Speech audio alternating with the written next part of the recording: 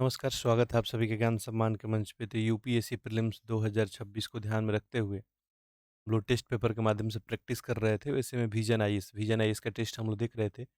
में test number 1 जो है आपको कंप्लीट करा दिया गया है। टेस्ट नंबर 2 पिछला दिन आपको जो है स्टार्ट किए थे, बट कुछ एरर आ गया था। इसकी वजह से टेस्ट जो है बीच में ही रुक गया था। 18-19 प्रश्न के आसपास हम लोग डिस्कस किए थे। उसी को आज कंटिन्यू करेंगे। बाकी ये लेक्चर आपके लिए जो है काफ़ी लाभान्वित रहेगा, चूँकि प्रश्नों का कलेक्शन जो है विजन आईएएस की टीम के द्वारा काफ़ी शानदार रखा गया है। ऐसे में एक आपका शानदार सा रिवीजन होगा। बाकी जो है टेस्ट को अटेम्प्ट कैसे करना है मैं बताया ही हूँ आपको कि बिल्कुल एक-एक प्रश्न को मेरे साथ पैरेलली देखना है, सुनना है और अटेम्प्ट करने का प्रयास करना है कि आप अपना उत्तर क्या करते हैं। हाँ, बिल्कुल आपको जो है मान लीजिए उसके इर्द-गिर्द की कोई बातें पता नहीं चलती है तो आप उसको छोड़ सकते हैं। बाकी एक्सप्लेनेशन वगैरह को देख के और अपना एक नोट्स जो है सेपरेट बना सकते हैं। चलिए तो हम लोग स्टार्ट करते हैं। बाकी लाइव क्लास के लिए जो लोग कमेंट कर रहे थे, तो लाइव क्लास जल्द ही होगा, ठीक है? उसके लिए आप लोग परेशान नहीं होंगे। बाकी मैं जिस परेशानी से गुज़र रहा हूँ, आप सभी को जो है पता है ही। चलिए तो 18 तक प्रश्न देख लिए थे, प्रश्न संख्या 19 से देखते हैं। लिख रहा है कि अंतर्राज्यीय परिषद के बारे में पूछा गया है, कितना कथन इसमें जो है सही है? लिख रहा है कि परिषद द्वारा दिए गए निर्णय केंद्र और राज्य के कानूनी रूप से जो है कैसा बाध्यकारी होता है। दूसरा, प्रधानमंत्री की अध्यक्षता में परिषद की एक अस्थायी समिति विद्यमान है। तीसरा है, परिषद को वर्ष में कम से कम 2 बार बैठक भी करना होता है और ये सब के बारे में पूछा गया है अंतर्राज्यीय परिषद के बारे में। देखिए आर्टिकल अनुच्छेद जो है 263 सभी लोग जो है पढ़े ही होंगे 263। वहीं पे आपको जो है राज्य और केंद्र के मध्य समन्वय स्थापित करने के लिए अंतर्राज्यीय जो है परिषद स्थापना करने का बात जो है किया गया है। ठीक है? और ये जो परिषद होता है अंतर्राज्यीय परिषद केंद्र, राज्य और केंद्र शासित प्रदेश के संबंधों से संबंधित मुद्दे पे अपना जो है अनुशंसात्मक निकाय है ये। इसका उद्देश्य सिंपल यही होता है कि मुद्दों का परीक्षण करना, उन पे चर्चा करना, विचार-विमर्श करके समन्वयन करना, बढ़ावा देना, ये बाध्यकारी नहीं होता है, ठीक है? अनुशंसात्मक होता है, क्लियर है? दूसरा है कि परिषद एक अस्थायी समिति तो होती है और 1996 में परिषद में विचारार्थ विषयों पे सतत परामर्श और संसाधन के लिए स्थापित भी किया गया था, ठीक है? और इसमें बात किया जाए तो अध्यक्ष के रूप में केंद्रीय गृह मंत्री होते हैं, ठीक है? दूसरा वाला स्टेटमेंट भी गलत हो गया, 5 केंद्रीय कैबिनेट मंत्री होते हैं, 9 मुख्यमंत्री वगैरह होते हैं, ठीक है? तीसरा, परिषद में वर्ष में कम से कम 2 बार बैठक, ये भी जो है इनकरेक्ट ही है। परिषद में वर्ष में कम से कम 3 बार बैठक अनिवार्य होता है, कम से कम 3 बार, ठीक है? बैठक गोपनीय होता है, सभी प्रश्नों पे जो है सर्वसम्मति से निर्णय जो है लिया जाता है। यहाँ पे तीनों का तीनों गलत हो गया, तो ऐसे में ऑप्शन नंबर क्या बन जाएगा आपका डी, कोई सही नहीं है। अगला प्रश्न देखिए, राष्ट्रीय ब्रॉडबैंड मिशन 2.0 के बारे में पूछा है कि कितना कथन इसमें सही है। राष्ट्रीय ब्रॉडबैंड मिशन 2.0 का लक्ष्य 2030 तक संपूर्ण भारत में 100 एमबीपीएस की न्यूनतम जो है निश्चित ब्रॉडबैंड डाउनलोड स्पीड सुनिश्चित करना है। ये जो अभी हाल में संचार मंत्रालय के द्वारा लाया गया है आपको राष्ट्रीय ब्रॉडबैंड मिशन 2.0, संचार साथी जो है मोबाइल ऐप जी लॉन्च किया गया। बिल्कुल इसका उद्देश्य ये है कि पूरे भारत में दूरसंचार पहुंच, सुरक्षा, सशक्तिकरण को जो है बढ़ावा दिया जाए। ये लोग टारगेट बिल्कुल रखे हैं कि 2030 तक जो है 100 एमबीपीएस जो है न्यूनतम डाउनलोडिंग स्पीड प्रोवाइड कर देना। इस मिशन का क्रियान्वयन संचार मंत्रालय के द्वारा किया जा रहा है, तो ये भी बिल्कुल सही है। ऐसे में ऑप्शन जो बन जाएगा दोनों का दोनों। अगला देखिए प्रश्न, राज्य विधानसभा के अध्यक्ष और उपाध्यक्ष के संदर्भ में आपसे पूछा गया है। अध्यक्ष और उपाध्यक्ष बताना है कौन इसमें सही है। देखिए यहाँ पे आपको 3 कथन दिया गया है। क्या देखते हैं? पहला देखिए क्या लिख रहा है, नॉट टू ए फ्रॉम प्रथम मत मतदान के हकदार हैं और न ही जब उनके जो है निष्कासन का प्रस्ताव विचाराधीन हो तो निर्णायक मत के हकदार हैं। सही कौन सा सही है? पहला वाला सही है क्या? देखिए आर्टिकल 181 आप लोग पढ़ेंगे, ठीक है? और यहाँ पे आपको बताया गया कि अध्यक्ष उपाध्यक्ष जो होते हैं सदन की अध्यक्षता नहीं कर सकते हैं। यदि उन्हें पद से हटाने का प्रस्ताव अगर विचाराधीन हो, तब उसे सदन में बोलने और कार्रवाई में भाग लेने का अधिकार है और कार्रवाई के दौरान ऐसा प्रस्ताव या कि अन्य मामले पे केवल प्रथम बार ही मत देने का अधिकार होता है।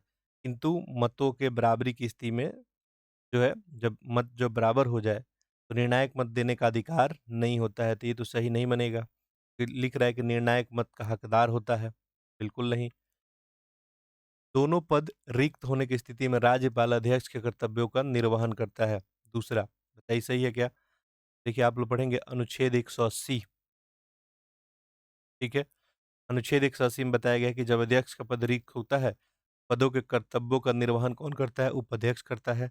और यदि उपाध्यक्ष का पद भी रिक्त हो जाता है, तो विधानसभा का कोई ऐसा सदस्य के द्वारा कार्यभार संभाला जाता है, जिसको राज्यपाल नियुक्त करते हैं, ना कि खुद राज्यपाल ही जो है अध्यक्षता करते हैं। ये भी गलत हो गया, ठीक है? तो ऐसे में ऑप्शन क्या बन जाएगा आपका? कोई सही नहीं है। ऑप्शन नंबर डी, स्वामित्व योजना जो आया है, उसी को लेके एक जो है प्रश्न आपसे पूछा गया है। देखिए क्या पूछा गया है यहाँ पे, निम्नलिखित कथनों पर विचार कीजिए, बताइए कौन सही है? इसका उद्देश्य है ग्रामीण आबादी वाले जो क्षेत्र हैं, क्षेत्रों में संपत्ति का स्पष्ट स्वामित्व निर्धारण करना, ये लिख रहा है, ठीक है। दूसरा, इसका क्रियान्वयन ग्रामीण विकास मंत्रालय के द्वारा राज्य सरकारों के सहयोग से किया जाता है। देखिए पहला वाला स्टेटमेंट तो सही है, ठीक है, कोई डाउट नहीं है। स्वामित्व यानी बात करें तो सर्वे ऑफ जो है vigilance and mapping with improvised technology in village area, यानी जो गाँव है, गाँव का सर्वेक्षण और ग्रामीण क्षेत्रों में उन्नत प्रौद्योगिकी से मानचित्रण करना है। बिल्कुल एक केंद्रीय क्षेत्र का योजना है। 24 अप्रैल जो 2020 है, पंचायती राज दिवस के अवसर पे ही प्रधानमंत्री के द्वारा स्वामित्व योजना को जो है आरंभ जो है किया गया था, ठीक है। तो उद्देश्य है कि ग्रामीण आबादी वाले क्षेत्रों में संपत्ति का जो स्पष्ट स्वामित्व है, इतना सारा देखते हैं मुकदमा लफड़ा आपको कोर्ट कचहरी में देखने को मिलता है, वो कम देखने को मिले। संपत्ति के मालिकों को कानूनी स्वामित्व कार्ड जारी करने साथ-साथ गाँव में जो है स्थानीय मालिकों को अधिकारों का रिकॉर्ड भी प्रदान इसमें किया जाएगा। बाकी योजना जो है पंचायती राज मंत्रालय, राज्य राजस्व विभाग, राज्य जो है पंचायती राज्य विभाग और भारतीय सर्वेक्षण विभाग के संयुक्त प्रयासों से क्रियान्वित किया जा रहा है, तो दूसरा वाला तो सही नहीं बनेगा, ऑप्शन नंबर ए आपका करेक्ट हो जाएगा। बाकी ये स्वामित्व योजना का अगर उद्देश्य का बात करेंगे तो ग्रामीण नियोजन के लिए जो सटीक भूमि अभिलेखों का निर्माण करना है, संपत्ति संबंधी जो विवाद होता है उसमें कमी लाना है। ठीक है, इतना सारा मैटर आप लोग देखते होंगे कि देखने को मिलता है। अगला देखिए, निम्नलिखित में से किन स्थिति में राज्य विधानसभा के किसी सदस्य को अयोग्य ठहराया जा सकता है? अयोग्य ठहराया जा सकता है बोल रहा है। देखिए पहला लिख रहा है कि यदि उसे अनुमोचित दिवालिया घोषित कर दिया गया हो, पहला, बिल्कुल कोई डाउट नहीं है। ठीक है, विधानसभा के सदस्य को अयोग्य जब दिवालिया घोषित कर दिया गया है, ठहराया जा सकता है। यदि किसी सक्षम न्यायालय द्वारा उसे विकृत चित्त घोषित कर दिया गया हो, ये भी सही है। यदि उसे 10वीं अनुसूची के प्रावधानों के तहत अयोग्य ठहराया गया हो, तो सब सही है। ऐसे में ऑप्शन क्या बन जाएगा आपका डी।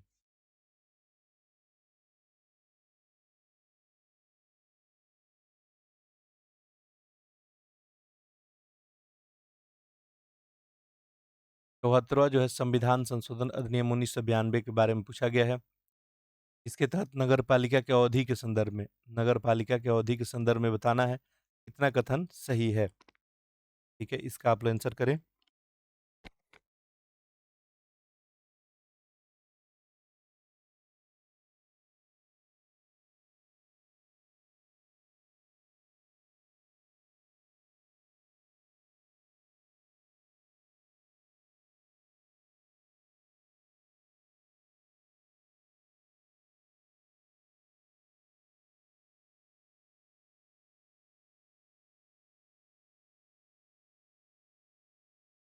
देखिए आपको सभी को बताएंगे 74 जो है नगर पालिका को लेके था और लिख रहा है कि अधिनियम में प्रत्येक नगर पालिका के लिए 5 वर्ष का कार्यकाल ही निर्धारित किया गया, तो कोई डाउट तो है नहीं इसमें।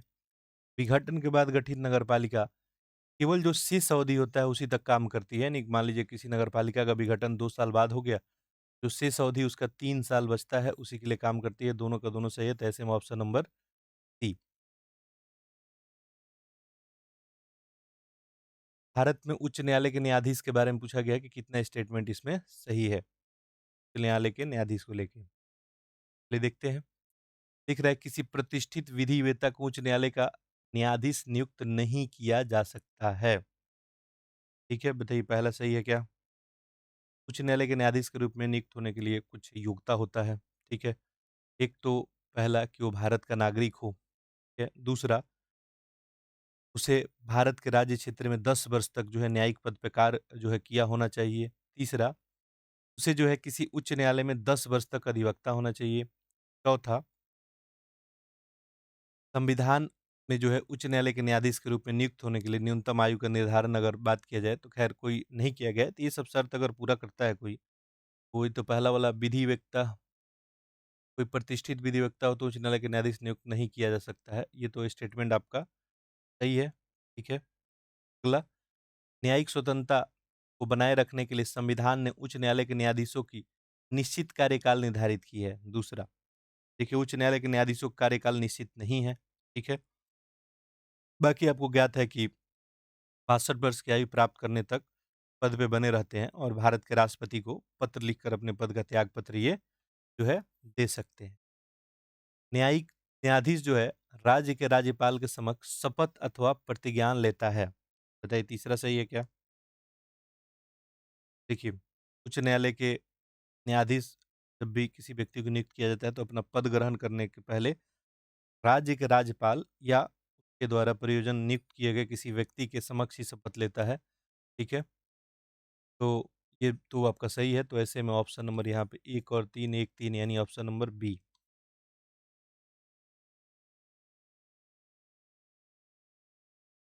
कृषि खान जो है प्रणालियों के परिवर्तित करने और खाद्य सुरक्षा सुनिश्चित करने के लिए 10 वर्षीय रणनीति कंपाला घोषणा हाल ही में सुर्खियों में था। इसे निम्नलिखित में से किस संगठन के द्वारा लॉन्च किया गया कंपाला घोषणा को? बिल्कुल ये अफ्रीकी संघ के द्वारा ही, कोई डाउट तो है नहीं। अफ्रीकी संघ के द्वारा ही नई कृषि विकास रणनीति अपनाया गया है, जिसके तहत अफ्रीका महाद्वीप में 2035 तक अपने कृषि खाद्य उत्पादकता में क्या करना है, 45% जो है वृद्धि दर्ज करना है, ये इसका टारगेट है। अफ्रीकी यूनियन के लगभग 55 जो है सदस्य देश इसमें जो है शामिल है। अगला देखिए, राष्ट्रीय पशुधन मिशन के बारे में पूछा गया है कि कितना कथन सही है, केवल 1, 2, 3 सही या सभी 4 3 सही हैं, बताना है। ये रहा आपका ऑप्शन।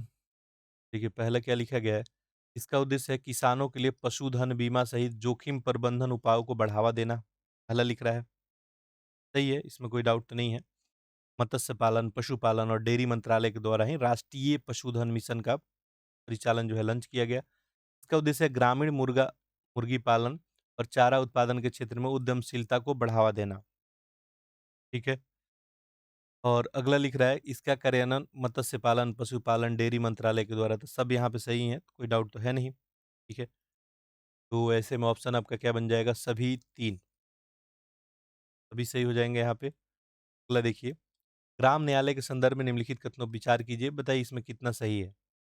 ठीक है, इसका स्थापना संबंधित राज्य विधानमंडल द्वारा अधिनियमित कानूनों के माध्यम से की गई है।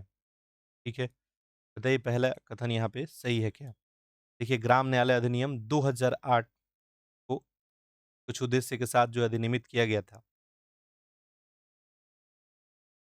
तो पहला वाला तो सही नहीं बनेगा। ठीक है, नागरिकों को उनके निवास के निकटतम स्थान पे न्याय का पहुँच उपलब्ध कराया जाए, इसलिए ग्रामीण स्तर पे ग्राम न्यायालय आपको बनाया गया था। ठीक है, ग्राम न्यायालय अधिनियम 2008 के तहत, और इसमें सुनिश्चित किया गया था कि कोई नागरिक सामाजिक, आर्थिक या अन्य जो है निस्सकता के कारण न्याय प्राप्त करने के अवसरों से वंचित ना रहे। ये अधिनियम जो है संसद द्वारा निर्मित किया गया था। तो ये आपका स्टेटमेंट जो है बिल्कुल क्या हो गया, पहला वाला सही नहीं बनेगा। दूसरा, इसके पीठासीन अधिकारी अर्थात न्यायाधिकारी की नियुक्ति राज्य सरकार द्वारा उच्चतम न्यायालय के परामर्श से की जाती है। ये वाला तो स्टेटमेंट सही है। ग्राम न्यायालय फौजदारी और दीवानी दोनों न्यायालयों की शक्तियों का प्रयोग भी कर सकता है। तो ऐसे में ऑप्शन आप सभी का क्या बन जाएगा, केवल यहाँ पे 2, तो स्टेटमेंट सही है।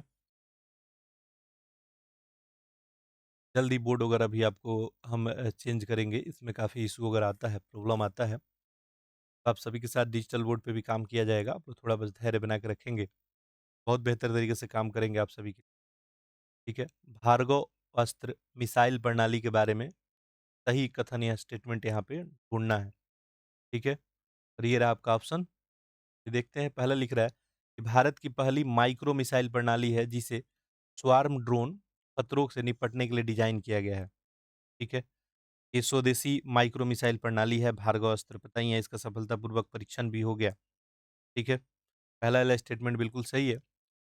2.5 किलोमीटर से अधिक दूरी पे आभासी लक्ष्यों पे सफलतापूर्वक जो है हमला कर सकता है, ठीक है? ये भी जो है आपका करेक्ट है। अगला लिख रहा है, ये बड़े पैमाने पे ड्रोन हमले का मुकाबला करने में सक्षम नहीं है, ठीक है?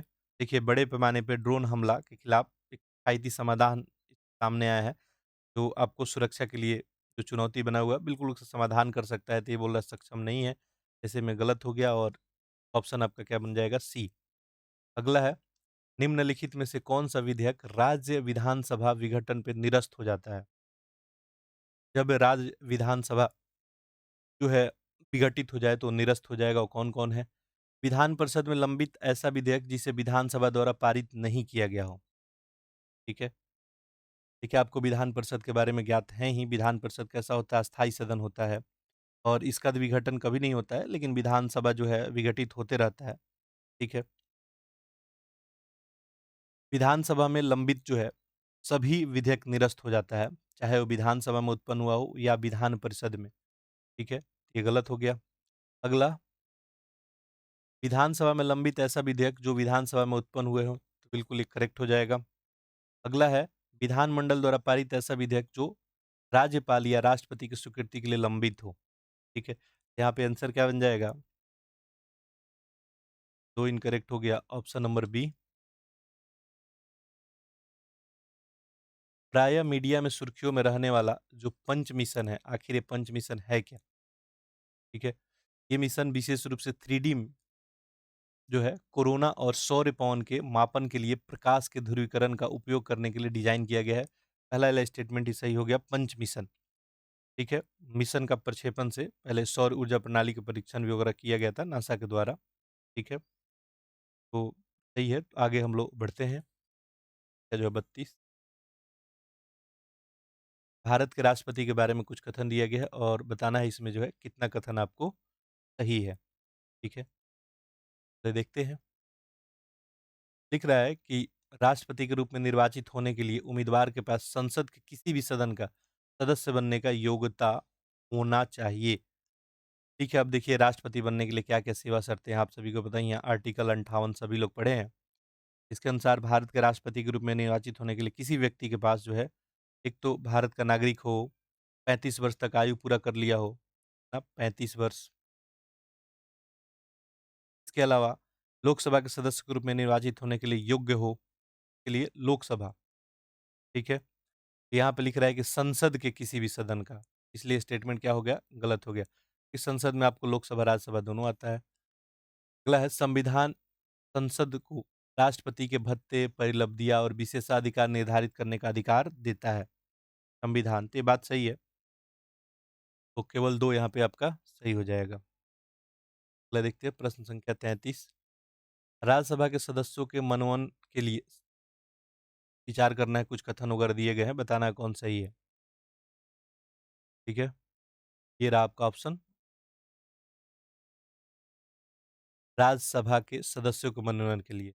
ठीक है, आपको पता ही है, आप सभी अनुच्छेद 80 पढ़े होंगे और राज्यसभा के बारे में आपको ज्ञात है कि 250 सदस्य की बात की गई, इसमें 12 सदस्य जो है राष्ट्रपति क्या करते हैं, मनोनीत करते हैं, जो साहित्य, विज्ञान, सामाजिक सेवा, कला, इन सब मामलों का विशेष ज्ञान या व्यावहारिक अनुभव हो। देखिए, पहले लिख रहा है, सदस्यों को राज्यसभा के सभापति द्वारा सदन द्वारा प्रस्तुत सदस्यों की सूची में नामित किया जाता है। ठीक है, पहला लिख रहा है, नामित किया जाता है, बताइए सही है क्या? ठीक है, राज्यसभा के सदस्यों को मनोनयन की पद्धति आयरिश संविधान से लिया गया है। ठीक है, राज्यसभा के चुनाव प्रक्रिया दक्षिण अफ्रीका से लिया गया है। ठीक है, तो ये लिख रहा है कि नामित किया जाता है, तो ये तो सही नहीं बनेगा। ये प्रावधान संयुक्त राज्य अमेरिका के संविधान से लिया गया है, ठीक है? तो ये भी सही नहीं है। ऐसे में ऑप्शन क्या हो जाएगा? ऑप्शन नंबर डी बन जाएगा, कोई सही नहीं है। अगला देखिए,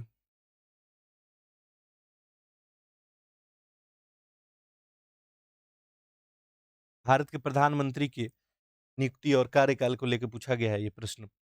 दिख रहा है कि प्रधानमंत्री का कार्यकाल संवैधानिक रूप से 5 वर्ष निर्धारित किया गया है। सही पहला स्टेटमेंट जो है, सही है क्या? देखिए, प्रधानमंत्री का कार्यकाल निश्चित नहीं होता है, वो राष्ट्रपति की इच्छा पर्यंत पद पे बने रहते हैं, ठीक है? बाकी इसका मतलब ये नहीं समझना है कि राष्ट्रपति की इच्छा का पर्यंत बने रहे तो राष्ट्रपति किसी समय इनको बर्खास्त कर देंगे। जब प्रधानमंत्री को लोकसभा में बहुमत जो है नहीं प्राप्त होगा, राष्ट्रपति उनको बर्खास्त जो है करेंगे, ठीक है? अगला, राष्ट्रपति संवैधानिक रूप से लोकसभा में सबसे बड़े दल के नेता का प्रधानमंत्री नियुक्त करने के लिए बाध्य है, ठीक है?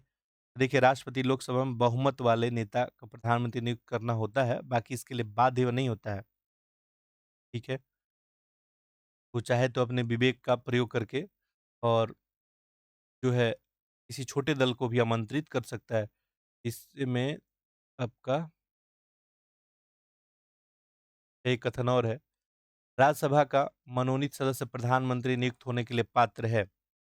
बिल्कुल, ठीक है। संवैधानिक रूप से प्रधानमंत्री संसद के दोनों सदनों का सदस्य हो सकता है, चाहे वो निर्वाचित हो, मनोनीत हो, ठीक है? तो केवल एक कथन यहाँ पे आपका सही है। राज्य मंत्रिपरिषद के बारे में पूछा गया है, ठीक है? और पूछा गया है कि कितना कथन इसमें आपका सही है। लिख रहा है कि संविधान में राज्य सरकार के मंत्रियों की संख्या और उनकी पद अनुक्रमिक संरचना को स्पष्ट रूप से परिभाषित किया गया है। बताइए सही है क्या? पहला वाला स्टेटमेंट। देखिए, संविधान में राज्य मंत्रिपरिषद के आकार या मंत्रियों के रैंकिंग के बारे में कोई भी जानकारी नहीं दिया गया है। ठीक है? आवश्यकता और परिस्थिति के अनुसार मुख्यमंत्री के द्वारा निर्धारित किया जाता है, तो ये स्टेटमेंट तो सही नहीं बनेगा। मंत्रिपरिषद द्वारा दी गई सलाह के संबंध में राज्यपाल से किसी भी न्यायालय में प्रश्न नहीं किया जा सकता है। तो ये स्टेटमेंट क्या है? मंत्रियों द्वारा जो है राज्यपाल को दी गई सलाह किसी न्यायालय में तो जाँच नहीं किया जाता है। तो बिल्कुल ये स्टेटमेंट आपका सही हो जाएगा और इस तरह से अगला ऑप्शन एक और यहाँ पे है। संविधान में मंत्रिपरिषद के लिए एक निश्चित कार्यकाल निर्धारित किया गया है। बिल्कुल 164 आर्टिकल आप पढ़ेंगे। राज्य में मंत्रिपरिषद राज्यपाल की इच्छा पर्यंत पद धारण करते हैं और राज्यपाल द्वारा किसी समय बर्खास्त इसको किया जा सकता है। कार्यकाल कहीं निश्चित नहीं है। केवल 2 सही हो रहा है तो ऑप्शन नंबर बी। अगला देखिए। जब सदन का कोई निर्वाचित सदस्य शपथ नहीं लेता है तो क्या होता है? बताना है कितना स्टेटमेंट इसमें सही है। वो सदन की कार्रवाई में भाग ले सकता है लेकिन मतदान नहीं कर सकता है। ठीक है, देखिए, जब तक कोई सदस्य शपथ नहीं ले लेता है वो सदन में मतदान नहीं कर सकता है तथा सदन की कार्रवाई में भाग नहीं ले सकता है। ठीक है, ध्यान देना है। शपथ नहीं लेता है, कार्रवाई में भाग ले सकता है, मतदान नहीं कर सकता है, बिल्कुल, ठीक है। तो जब तक कोई सदस्य शपथ नहीं ले लेता है, वो सदन में मतदान नहीं कर सकता है तथा सदन की कार्रवाई में भी भाग नहीं ले सकता है। ध्यान देना है, यहाँ पे लिख रहा था कार्रवाई में भाग ले सकता है। वो संसदीय विशेषाधिकार और उन्मुक्तियों के लिए पात्र नहीं होता है। दूसरा स्टेटमेंट, ठीक है, तो ये बिल्कुल सही है, तो ऑप्शन नंबर बी। तो सबसे पहले शपथ लेना ही पड़ेगा। इसमें देखिए, इस क्वेश्चन में पूछा गया है कि उपरोक्त में से कौन-सा कथन सही नहीं है, ठीक है, देखते हैं। संसद के सदनों के सामूहिक विशेषाधिकार को लेकर पूछा गया है। इतना कथन इसमें सही नहीं है और ऑप्शन आप लोग देख सकते हैं। देखिए, पहला है, संसद को अपनी रिपोर्ट, बहस और कार्रवाई प्रकाशित करने का अधिकार है, लेकिन दूसरे को इन्हें प्रकाशित करने या रोकने का अधिकार नहीं है, ठीक है? तो पहला वाला स्टेटमेंट तो सही नहीं बनेगा। संसद के पास अपना रिपोर्ट, बहस, कार्रवाई प्रकाशित करने और दूसरे को इसे प्रकाशित करने के रोकने का अधिकार है, ठीक है?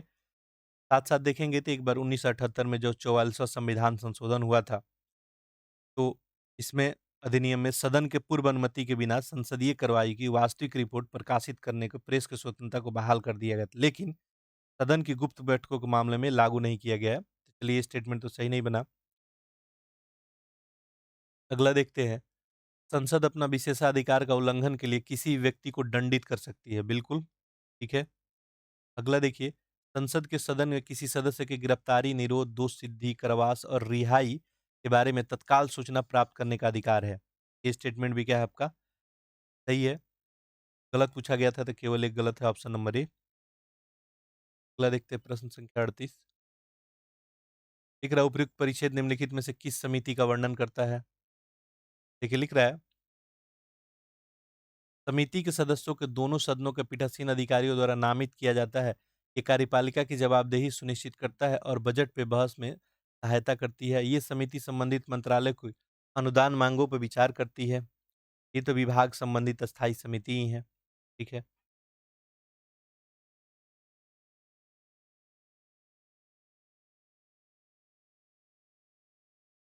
अगला प्रश्न, भारत के राष्ट्रपति के निर्वाचन जो है प्रक्रिया के संदर्भ में निम्नलिखित कथनों पर विचार कीजिए, बताइए इसमें कौन सा सही है।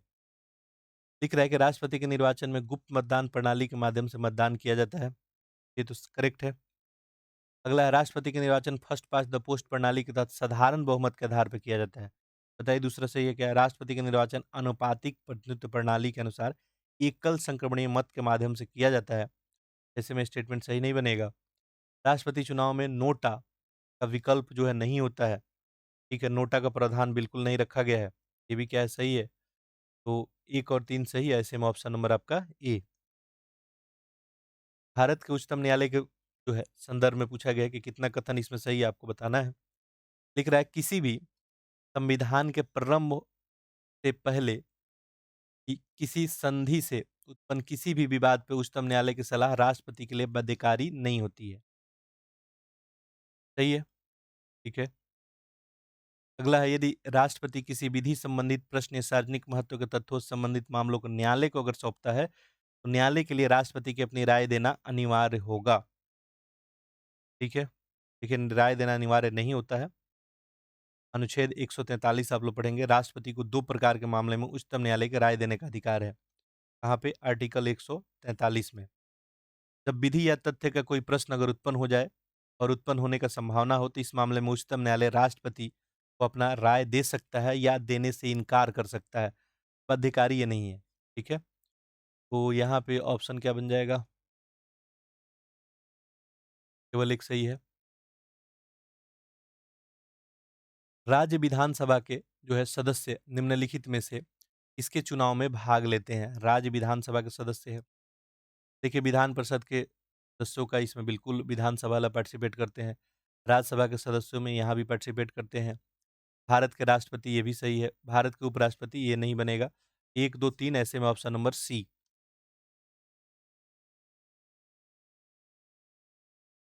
निम्नलिखित कथनों पर विचार कीजिए और बताइए इसमें कितना कथन सही है। ठीक है।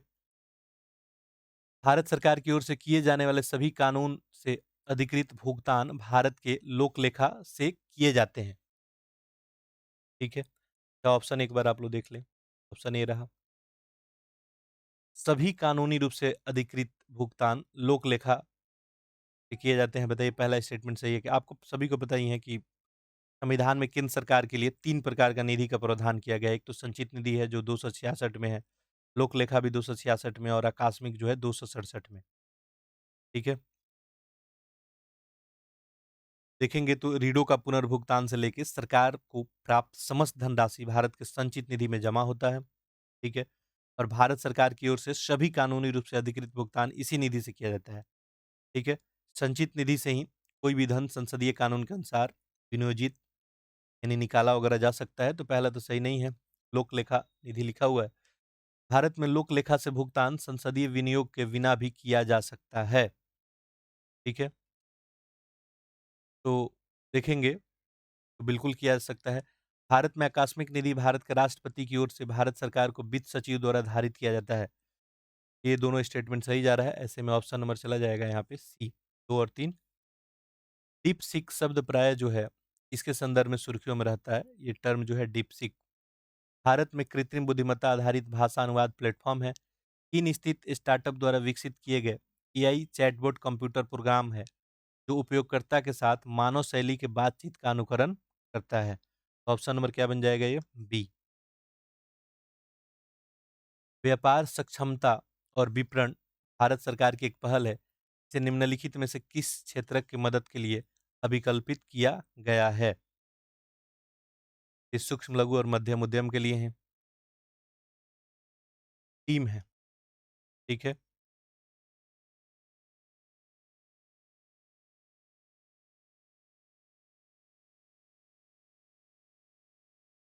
अगला प्रश्न, राज्य सूची के विषय पे जो संसदीय कानून है, इसी के संदर्भ पे पूछा गया है। कितना कथन जो है सही है? ठीक है, ये रहा आपका ऑप्शन। देखिए, लिखा गया है कि यदि राज्यसभा विशेष बहुमत से प्रस्ताव पारित करती है, तो संसद राज्य सूची के विषय पे कानून बना सकती है। ठीक है, ये वाला स्टेटमेंट तो सही है, बिल्कुल बना सकती है। ऐसा कानून अनिश्चित काल तक लागू रहते हैं जब तक उन्हें संसद द्वारा निरस्त नहीं किया जाता है। दूसरा सही है क्या? देखिए, ऐसा प्रस्ताव के तहत बनाया गया कानून प्रस्ताव को वैध न रहने की तिथि के 6 माह तक बाद जो है प्रभावी नहीं रहता है। वैसे में गलत हो गया। एक बार संसद द्वारा ऐसा कानून अधिनियमित कर दिए जाने पे राज्य विधानमंडल की उस विषय पे कानून बनाने की शक्ति समाप्त हो जाती है। ठीक है, तो ये स्टेटमेंट भी गलत है। राज्य विधानमंडल की समान विषय पे कानून बनाने की शक्ति को प्रतिबंधित जो है नहीं करता है। राज्य कानून और संसद के कानून के बीच असंगति की स्थिति में संसद को कानून को अभिभावी जो है होगा। तो ऐसे में ऑप्शन नंबर यहाँ पे केवल एक। अगला देखिए, निम्नलिखित पे विचार कीजिए। देखिए, प्रश्नों का लेंथ थोड़ा बड़ा है, इसलिए ज़ूम ज़्यादा अगर ज़ूम नहीं करेंगे तो फिर आपको दिखेगा नहीं। देखिए, निम्नलिखित पे विचार कीजिए। पूछा गया उपरोक्त में से कितने सेवा मतदाता हैं जो डाक मत पत्र या प्रॉक्सी वोटिंग के माध्यम से अपना मतदान करने के लिए पात्र हैं? ठीक है, केवल 1, 2 या सभी 3 या कोई नहीं? देखते हैं। अनिवासी भारतीय लिख रहा है, सशस्त्र बलों के सदस्य, विदेश से नियुक्त भारतीय राजनयिक। ठीक है, कितना सही है बताना है। कितने लोग जो है सेवा मतदाता डाक पत्र या प्रॉक्सी वोटिंग के माध्यम से अपना मतदान करेंगे? देखिए, सेवा मतदाता किनको बोलते हैं? जिनके पास सेवा योग्यता होती है, यानी सेवा मतदाता या तो डाक पत्र के माध्यम से या उनके द्वारा विधिवत नियुक्त प्रॉक्सी मतदाता के माध्यम से अपना मतदान कर लेते हैं। ठीक है, यहाँ पे देखा जाए तो सशस्त्र बलों के सदस्य हो गए और विदेश में नियुक्त भारतीय राजनयिक हो गए। अनिवासी भारतीय तो होंगे नहीं इसमें। 2 और 3 ही सही है और 2 और 3 सही है, ऐसे में ऑप्शन नंबर आपका बी केवल 2। प्रश्न संख्या 47 देखते हैं। न्यायपालिका की स्वतंत्रता प्रदान करने के लिए संविधान द्वारा उच्चतम न्यायालय और उच्च न्यायालय के न्यायाधीशों को पद से हटाना अत्यंत कठिन बना दिया गया है। इस संदर्भ में बताना है कितना कथन जो है सही है। ऑप्शन देखते हैं। ऑप्शन ये रहा। बहुत अच्छा प्रश्न है। देखिए, पहला क्या लिख रहा है? उच्च न्यायालय के मुख्य न्यायाधीश को केवल सिद्ध कदाचार या अक्षमता के आधार पर ही हटाया जा सकता है। बिल्कुल बात सही है। न्यायाधीश के विरुद्ध आरोप वाले प्रस्ताव को संसद के दोनों सदनों में विशेष बहुमत से अनुमोदन किया जाना चाहिए। बिल्कुल विशेष बहुमत से ही होना चाहिए। अभी तक किसी भी उच्च न्यायालय के न्यायाधीशों को पद से नहीं हटाया गया है, ये भी बात सही है। तो ऐसे में ऑप्शन नंबर क्या बन जाएगा आपका? सी। किसी भी उच्च न्यायालय के न्यायाधीश पर भी महाभियोग नहीं लगाया गया है। स्थानीय सरकार की केंद्रीय परिषद यानी central council of local government के संदर्भ में निम्नलिखित कथनों पर विचार कीजिए। बताना है कौन सा कथन इसमें सही है। ठीक है, देखिए क्या लिखा गया है। इसका गठन भारत के राष्ट्रपति के आदेश द्वारा भारतीय संविधान के अनुच्छेद 263 के तहत किया गया है।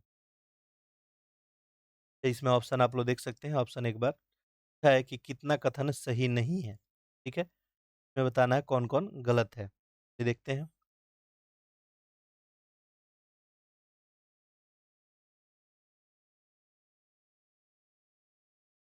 लिख रहा है कि गठन जो है इसका central council of local government का भारत के राष्ट्रपति के आदेश द्वारा भारतीय संविधान के अनुच्छेद 263 के तहत किया जाता है। तो ये तो बिल्कुल सही है। ठीक है, स्थानीय सरकार का केंद्रीय परिषद का गठन 1954 में ही किया गया था।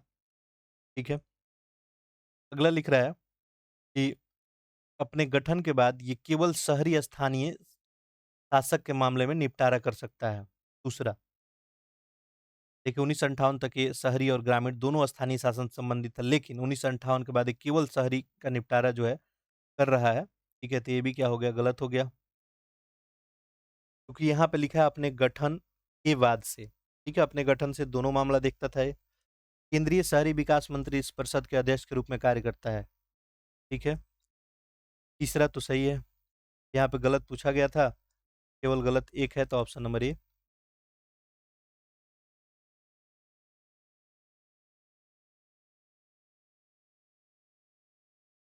संविधान के तहत पंचायतों का विघटन के संदर्भ में बताना है कितना कथन इसमें सही है। देखिए लिख रहा है भारत के संविधान के तहत पंचायतों का विघटन का आधार निर्दिष्ट नहीं किया गया है। बात सही है, ठीक है। पंचायत का कार्यकाल पूरा नहीं होने पर पूर्व विघटित कर दिया जाता है और नया जो है गठित पंचायत में केवल उतने अवधि के लिए किया जाता है। किसी पंचायत की अवधि की समाप्ति से पूर्व उसकी विघटन की गई नई पंचायत केवल शेष अवधि के लिए होती है। ऐसे में दोनों स्टेटमेंट सही है, तो ऑप्शन नंबर क्या बन जाएगा? सी। अगला देखिए, अगला लिखा गया है कि जिला न्यायाधीश की नियुक्ति के लिए निम्नलिखित में से कौन सी योग्यता आवश्यक है?